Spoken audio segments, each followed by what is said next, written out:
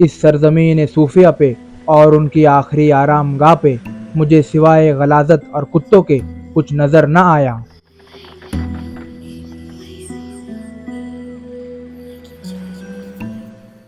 यहाँ हर कब्र एक कहानी है, हर दीवार एक दास्तान है और हर खामोशी एक सवाल है। सवाल ये नहीं कि यहाँ पर कौन दफन है, बल्कि सवाल तो ये है कि यहाँ दफन होने वालों का सूरत हाल आज ऐसा क्यों है।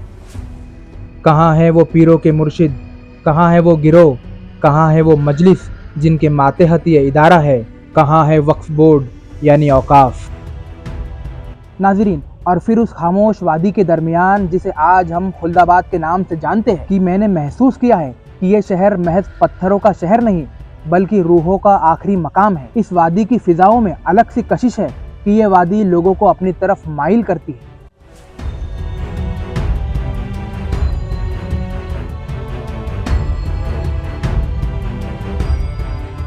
तारीख के सफ़ों से कहीं गुम ये तारीखी शहर, जहां कदम कदम पर 700 सालों की इस्लामी तारीख दफन है। काफ़ी दिनों की तफ्तीश के बाद मैंने एक ऐसे मकबरे की दरियाफ्त की जिसका हिंदुस्तानी तारीख और मुगल तारीख में बेमिसाल ताउन है। ये वही शख्स है जिसने हिंदुस्तान को ताजमहल दिया, दिल्ली को लाल किला दिया और शहर औरंगाबाद को बीबी का मकबरा दिया।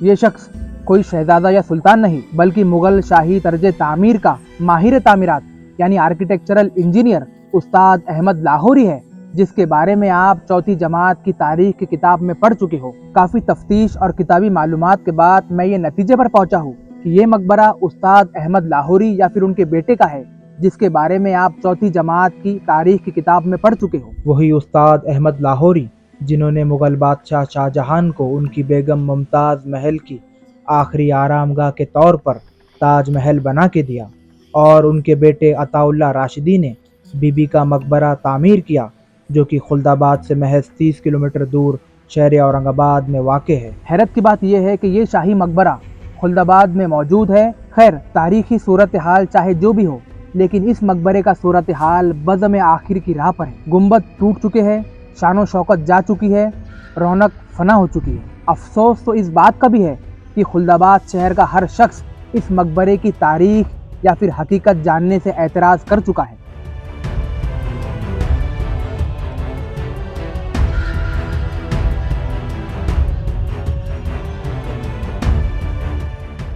जैसे हर हवा का झोंका किसी बुजुर्ग की सदाएं लेकर गुजर रहा हो और हर खामोशी के पीछे कोई दफन कहानी सरगोशी कर रही हो। कहते हैं कि इस वादी को सूफियों की वादी भी कहा जाता था, क्योंकि यहाँ पर सिर्फ पत्थरों के मकबरे या मस्जिदें ही नहीं बल्कि बुजुर्गान दीन, सूफिया कराम और दरवेशों ने अपनी रूहानी निगहबान बनाए बैठे हैं। जैसे हजरत जरजरीदर बख्श, बुरहानुद्दीन गरीब, राजू कत्ताली, ज़ैनुद्दीन सिराजी और भी काफी। फहरिस्त काफी लंबी है। ये वही लोग हैं जिन्होंने सुल्तानों के दरबारों को ठुकराकर फकीरी को अपनाया, लेकिन ताजदार उनके कदमों में झुकते रहे। औरंगजेब जैसे बादशाहों ने भी अपनी आखिरी आरामगाह इसी शहर में चुनी, बिल्कुल सादगी के साथ, बिना किसी शानो शौकत के, जैसे बयान कर रही हो कि तख्त और ताज सब यही रहने वाला है। और यही खुल्दाबाद का सबसे पुरस्कार राज है।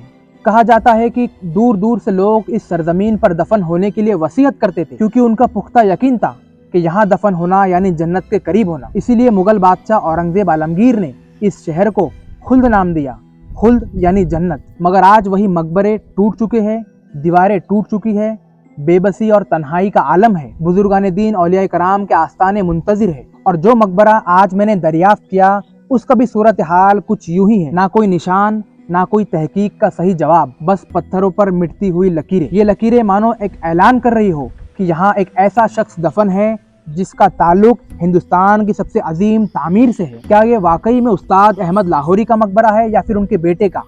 हकीकत चाहे जो भी हो, या फिर तारीख ने फिर एक मर्तबा हकीकत को मिट्टी में कहीं दफन कर दिया। ये राज भी इसी वादी की हवाओं में आज भी तैरता हुआ नजर आता है। नाजरीन, मगर एक बात बिल्कुल वाज़ेह है कि शहर खुल्दाबाद महज पत्थरों का शहर नहीं बल्कि रूहानियत का मरकज़ है, जहाँ सुल्तान भी सर झुकाते थे और फ़कीर भी बादशाहों से बेनियाज रहते थे। यहाँ हर कब्र एक कहानी है, हर दीवार एक दास्तान है और हर खामोशी एक सवाल है। सवाल ये नहीं कि यहाँ पर कौन दफन है, बल्कि सवाल तो ये है कि यहाँ दफन होने वालों का सूरत हाल आज ऐसा क्यों है। नाजरीन, अगर वक्त ने साथ दिया तो मैं आपको इस खुल्दाबाद की वादी के और पुरअसरार राज से वाबस्ता कराऊंगा और शायद किसी और गुमनाम मकबरे के पीछे मौजूद एक कहानी लेकर लौटूंगा, क्योंकि तारीख कभी मरती नहीं, बस खामोश हो जाती है। नाजरीन से गुजारिश है कि अगर वीडियो अच्छी लगी हो तो वीडियो को लाइक करना, शेयर करना और चैनल को सब्सक्राइब ज़रूर करना।